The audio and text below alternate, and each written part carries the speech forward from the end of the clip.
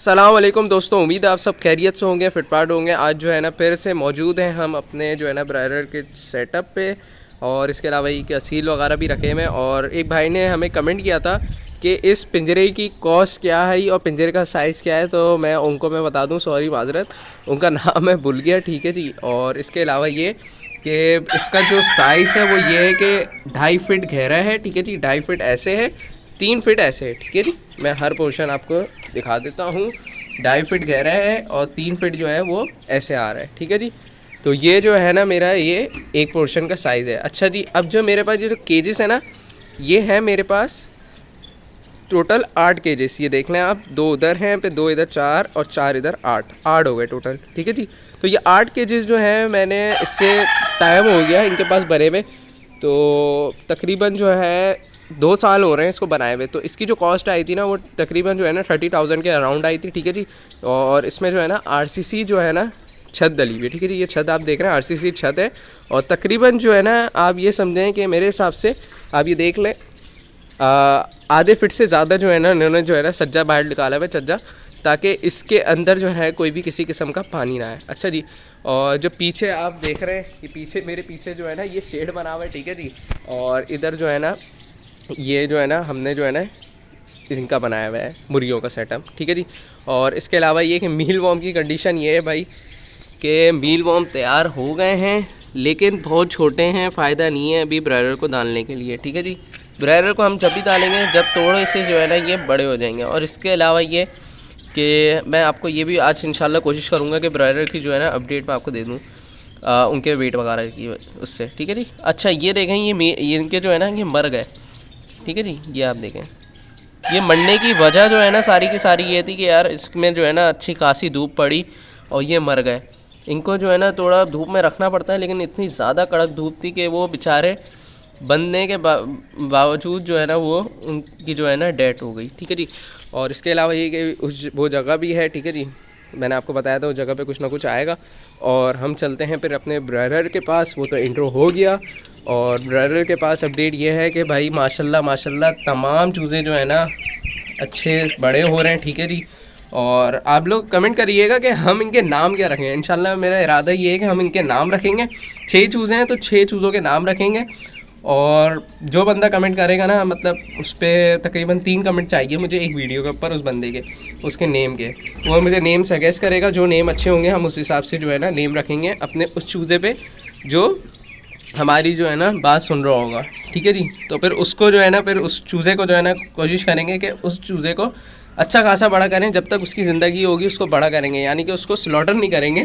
उसको हम अगर उसकी ज़िंदगी हुई 2 महीने तक तो 2 महीने तक भी लेके जाएंगे और उसका वेट चेक करेंगे। तो ये कमेंट ज़रूर करिएगा आप लोग, ऐसा मैं करूँ या ना करूँ। अच्छा जी, अब आ जाते हैं, बात सारी ये है कि अभी बाबर भाई का एक मैसेज भी आया हुआ था, ठीक है जी।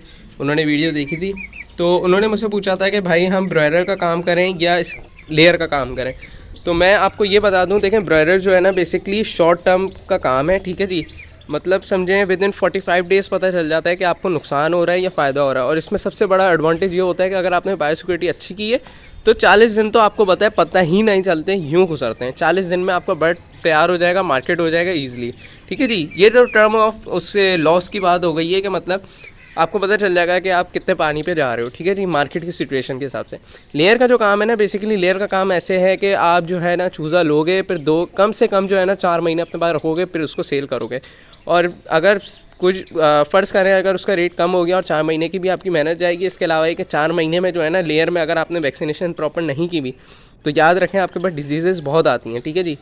और लेयर के अंदर सबसे ज़्यादा डिजीज़ आएगी है ना यार, वो विटामिन ए की डेफिशिएंसी अगर हो गई, कॉमन चीज़ें हैं, लेकिन ये जो है ना आपको पूरा का पूरा जो है ना फ्लॉक तैयार तबाह कर देती है।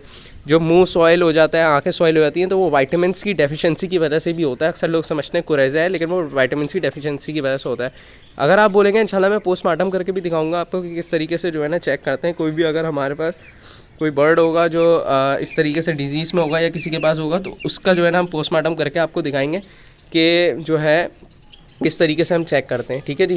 किस तरीके से हम चेक करेंगे कि कोई बर्ड हमारा डिजीज़ में है या क्या है। अच्छा जी, अच्छा बहरहाल वो तो मैंने बता दिया, लेयर का टर्म बता दिया मैंने, ब्रॉयलर का बता दिया। लेकिन काम करने के हिसाब से जो है ना मैं आपको रिकमेंड करूँगा कि ब्रॉयलर का काम करें।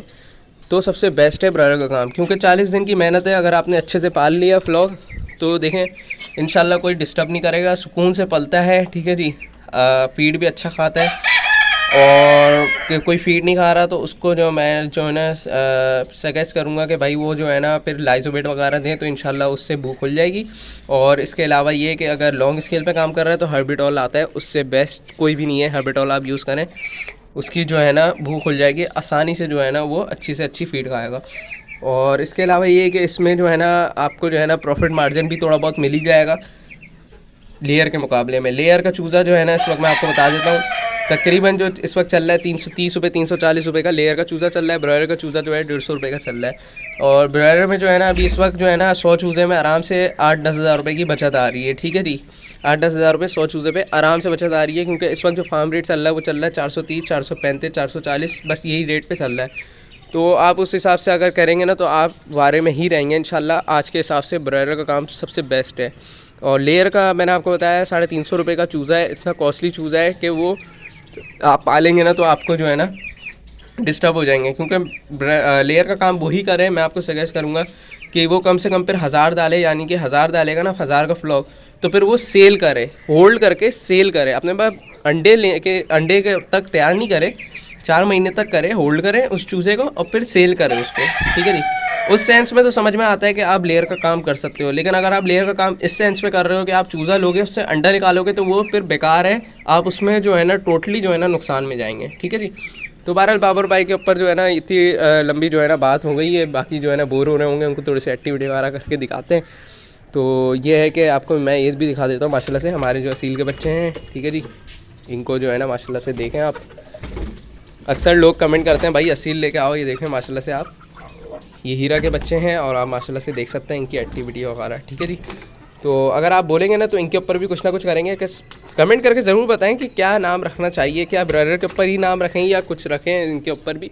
और ये तो मुझे ऐसा लगता है कि दहशतगर्द है, बिल्कुल दहशतगर्द नहीं होते। ये देखें कैसे अटैक कर रहा है। इसका नाम मैं तो सोच रहा हूँ दहशतगर्द रख देते हैं। आप लोग क्या बोलते हैं, दहशतगर्द रखूँ या क्या रखूँ? और मैं तो सोच रहा हूँ इसके ऊपर ही आज थंबनेल बना दूँ, दहशतगर्द मुर्गे ने हमला कर दिया। एक जो है ना अच्छा जो है ना थंबनेल बन जाएगा। और आप लोग सजेस्ट करें ज़रूर। बहरहाल ये है कि फिर आपको जो है ना दिखाते हैं, ठीक है जी। इसके अलावा ये है कि ये पोर्शन भी हमारे पास खाली है, अगर बोलेंगे आप लोग तो इधर भी कुछ ना कुछ ला के रखेंगे हम, ठीक है जी। ये ओवरव्यू है हमारे इस केज का। और इसके अलावा ये है कि चलें फिर फीड का टाइम हो रहा है, इनको फीड वगैरह डालते हैं, इनका आज का वेट चेक करते हैं और फिर चलें फीड डालते हैं। अच्छा जी, अब जो है हमारी जो है ना वेट मशीन आ गई है और हम जो है ना एक एक करके जो है ना चूज़े का वेट चेक करेंगे कि क्या होता है। मेरे हिसाब से मुझे जो लग रहा है वो 600 ग्राम लग रहा है, ठीक है जी। देखें आप, अभी इनको लाइव देखते हैं हम, इसका वेट क्या आ रहा है, ठीक है जी। माशाल्लाह माशाल्लाह, मैंने आपको बोला है ना, मुझे लग रहा है ये 600 ग्राम के करीब है और तकरीबन जो है ना 580 ग्राम का है, ठीक है जी। तो अब इसको रख देंगे हम अंदर, ठीक है जी। और ये नोट कर लिएगा कौन से चूज़ा कितने ग्राम का है, तो उस हिसाब से बताइए कौन से चूज़े जो वेट होगा उस हिसाब से नाम रखेंगे उसका, ठीक है जी। और ये जो चूज़ा है ये 590 ग्राम है, ठीक है जी। तो ये नोट कर लें आप, देखें भाई स्क्रीन पे आ रहा है, जो नाम बोलेंगे ना वही नाम रखेंगे इंशाल्लाह। जितने ज़्यादा नाम आएंगे उस हिसाब से देख लेंगे, ठीक है। अब तीसरे चूज़े की बारी है।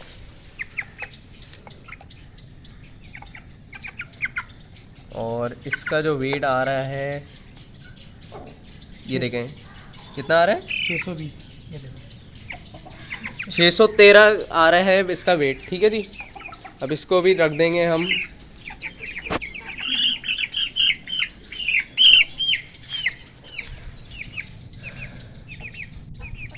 और इसका जो चूज़े का वेट आ रहा है वो आ रहा है आपका 580 ग्राम। अच्छा जी, अब जो है ना अब हम वेट नहीं करते, अब हम इसको फीड डालेंगे। 4 चूज़ों का वेट कर दिया बस बहुत है। अब इसकी जो है ना फीड वगैरह डालेंगे हम, तो इंशाल्लाह वो भी आपको बता देंगे। अच्छा जी, मैं आपको एक बात ये शेयर कर दूं कि सर्दियां बेशक हो भाई, पूरा शेड पैक नहीं करें आप लोग, खुदा के लिए आपसे रिक्वेस्ट है, शेड पैक ना करें। आपके शेड पैक करेंगे, आपके जो बर्ड है ना वो जब ब्रूडिंग में शेड पैक करते हैं ना, हमेशा याद रखें कि वो 10 दिन तक जो है ना डिजीज़ में आ जाता है, आपको पता ही नहीं लगता, आप बोलते हैं बिल्कुल सही चल रहा है। 35 दिन जो है ना, 30-35 दिन में उसका जो है ना बिल्कुल बम फट जाता है, ठीक है जी। आप किसी भी बंदे से पूछेंगे ना वो यही बोलेगा कि भाई अगर आपने वेंटिलेशन पुअर दी ना तो वो 30-35 दिन बाद जो है ना उसका बम फटने जाएगा। बम फटने से मुराद ये है कि उसके अंदर जो है ना कोई जो है ना बीमारी ज़रूर आएगी, या तो फिर वो सीप में आ जाएगा बर्ड, या तो फिर उसके जो एयर सेक्स होते हैं, ठीक है जी, उसमें मसला आ जाएगा, आपके लिवर जो है ना उसमें मसला आ जाएगा। 2-3 चीज़ें ऐसी हैं जो कि उसमें मसला आ जाएगा। वो तो खैर पोस्टमार्टम में इंशाल्लाह आपको बताएंगे कि किस तरीके से हम देख सकते हैं कि बेड वेंटिलेशन कैसी है, पूरा वेंटिलेशन। हम यहाँ तक पोस्टमार्टम से देख सकते हैं कि आपके बर्ड की इम्यूनिटी कितनी अच्छी है। तो इंशाल्लाह उसके ऊपर जो है ना सीरीज़ बनाएंगे, तो वो कोशिश करेंगे, लेकिन ये है कि मुश्किल हो जाएगा, क्योंकि उसकी वजह सारी ये है कि आपको पता है यूट्यूब की पॉलिसी, यूट्यूब जो है ना बिल्कुल भी खून ख़राब है या ऐसी चीज़ें पसंद नहीं करता है। डायरेक्ट जो है ना वो चैनल को जो है ना या तो फिर बंद कर देगा या तो फिर हमारे पर कुछ लगा देगा, कोई भी पेनल्टी वगैरह कुछ भी ना। तो इस तरीके से कोशिश करेंगे कुछ ना कुछ करके ना थोड़ी बहुत चीज़ें घुसाने की, ताकि आपको पता चले, ठीक है जी।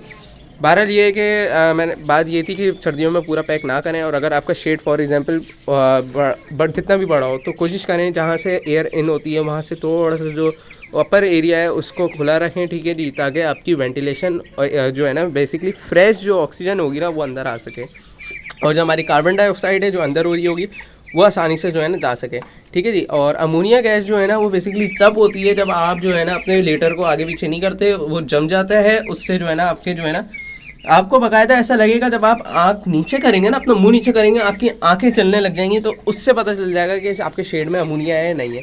सबसे अच्छी पहचान यही है कि आप अपने शेड में घुसोगे और आप जैसे ही उनके फ्लोर पे चूज़ों के साथ बैठोगे तो आपको पता चल जाएगा कि यार मुझे कोई ऐसी गैस चुभ रही है जो मेरी आंखों में चुभ रही है। तो उससे बेस्ट तरीका कुछ भी नहीं है, उससे आप पहचान जाएंगे अमोनिया हो रहा है। अमोनिया को ख़त्म करने के लिए तरीका मैं बता चुका हूँ, लेकिन अगेन मैं आपको बता रहा हूँ कि आप उसको पुराने लीटर को जो है ना रिमूव करोगे, नया लीटर डालोगे। नया लीटर डालने से पहले उसका जो फ्लोर है उसके ऊपर जो है ना अच्छे से आप डिसइंफेक्ट करोगे। डिसइंफेक्ट करने का तरीका मैंने आपको बताया हुआ है किस तरीके से करेंगे। फिर उसके ऊपर जो है ना आप चूना डालोगे, चूना डालने के बाद आप नया लीटर डालोगे, तो इंशाल्लाह अमोनिया की गैस की सूरत ख़त्म हो जाएगी और आपका बर्ड भी एक्टिव हो जाएगा। अगर आप इस तरीके से नहीं पालेंगे तो याद रखें आपके पास जो है ना इकोलाई, आपके पास जो है ना साल्मोनेला भी आ सकता है, आपके पास जो है ना माइकोप्लाज्मा भी आ सकता है, और आपके पास जो है ना बहुत सी चीज़ें आ जाती हैं, रिस्पिरेटरी इशू तक हो जाएंगे। और जब आपके पास ये सारी चीज़ें जो है ना छोटी मोटी चीज़ें भी आपके पास अगर आ गई तो उससे याद रखिएगा कि आपके पास जो है ना बैक्टीरिया आसानी से उस बर्ड के अंदर ग्रोथ करेगा, क्योंकि बैक्टीरिया को जो है ना बेसिकली एक फेवरेबल इन्वायरमेंट चाहिए होता है, और वो इन्वायरमेंट तब मिलेगा जब आप जो है ना उस ग्रोथ को जो है ना उसकी बैक्टीरिया की ग्रोथ को नहीं रोकेंगे, ठीक है जी। अगेन मैं आपको ये बोलूँगा कि भाई कोई एंटीबायोटिक ज़्यादा यूज़ करने की ज़रूरत नहीं है, ठीक है जी। छोटी चीज़ें होती हैं, प्रिवेंशन करें। प्रिवेंशन आपको पता है एक कहावत है, prevention is always better than cure. तो उससे जो है ना इंशाल्लाह आपका बर्ड जो है ना महफूज रहेगा। अगर आप शुरू से ही दवाइयों पर रखेंगे तो फिर ऐसा बिल्कुल भी नहीं होने वाला। तो ये चीज़ें थी, ठीक है जी। आज के टॉपिक पे इंशाल्लाह फीड वगैरह डालेंगे, फिर इंशाल्लाह हमारे को 2-3 काम है, इंशाल्लाह उसके ऊपर जो है ना फिर देखेंगे। और कमेंट करके ज़रूर बताएं कि क्या नाम रखें हर चूज़े का, उस हिसाब से जो है ना नाम रखेंगे, और कोशिश करेंगे जो इनके फैदर्स हैं या इनके हेड है ना उस पर कोई ना कोई निशान लगा दें, ठीक है जी। जो भाई सजेस्ट करेगा ना उसका जो है ना पहले अल्फ़ाबेट जो है ना उस बर्ड के ऊपर लिख देंगे, और उसका जो नाम होगा ना उसको कोशिश करेंगे कोई टैग वगैरह ऐसा लगाएं कि वो रिमूव ना हो सके, ठीक है जी। वो हमारी यादगार वीडियो बन जाएगी, ताकि हमें पता चले कि भाई कि इस भाई ने इसका नाम ये सजेस्ट किया था, ताकि वो जो है ना एक मज़ा आए, ठीक है जी। और वीडियो को ज़रूर शेयर करें आप लोग एक दूसरे को, ठीक है जी, आपके जितने भी हैं फ्रेंड्स वगैरह जो भी हैं, ताकि जो है ना ये चीज़ें जो है ना एक तो शुगर मेला भी लगा रहेगा और साथ साथ जो है ना आपको शौक भी होगा। और जो है ना चीज़ें जो है ना छोटी मोटी चीज़ें आपने देखा है कि मैं शुगर मेला के साथ अपडेट के साथ जो है ना छोटी मोटी चीज़ें शेयर कर देता हूँ। उम्मीद है आपको वीडियो पसंद आएगी। अगर वीडियो पसंद आए तो लाइक शेयर ज़रूर करिएगा। मिलते हैं नेक्स्ट वीडियो में, जब तक के लिए मुझे इजाज़त दीजिए। अल्लाह हाफिज़।